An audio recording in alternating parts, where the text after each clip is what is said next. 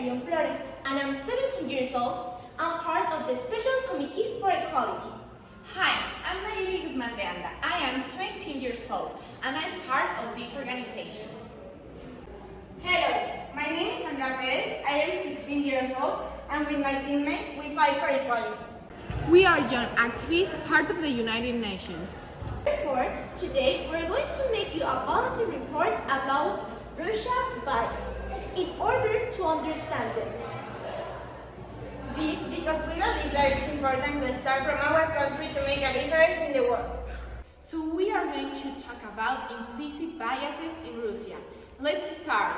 But first, what is a bias? Bias is to create a prejudice in something or someone in an unfair manner. Meanwhile, implicit bias is when you have a bad attitude towards another person without even noticing it. The first bias we are going to talk about is affinity bias. This bias refers to prefer somebody because you believe you have a connection or you have something equal than them. An example of this is that in Russia there are a lot of economic and social inequalities. This leads to remarkable separation between the Russian population according to their economic level. The poverty in Russia has decreased.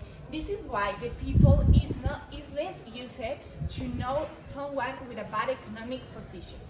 This causes that the people do not have compassion for them and their problems. Consequently, the people from Russia prefer to coexist with people that have a good economic level like them, causing affinity bias in the people with less resources and do not having empathy for them. This is why Russia needs equality not only in the economic matter, but in the social treatment to live in a better way.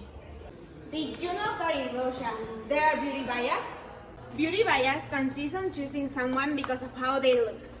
These bias tend to believe that if they are more handsome, they will be more successful. This can be applied in Russia because Russia is a very big country, so it is ethnically diverse. So there might be different beauty bias in Russia, but these are the main. For example, the beauty bias for women in Russia are that they need to be tall, about 5 feet and 10 inches, they need to have green eyes, brown hair, and they need to look elegant in every moment. That is why they have many dresses and skirts.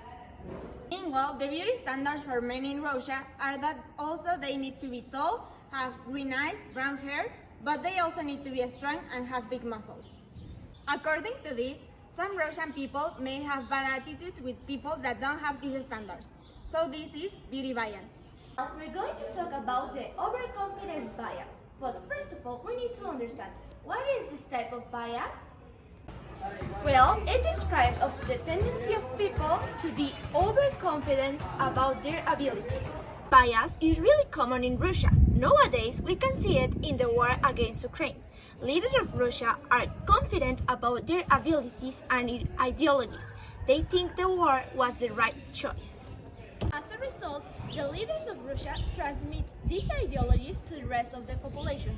So now they also believe that they have a great power. Related to this topic, we can also see the conformity bias. That is when someone is really influenced by a group of people peer pressure. As a consequence of the ideologies of the leaders of Russia, now Russians believe that they need to protect their country with hard power.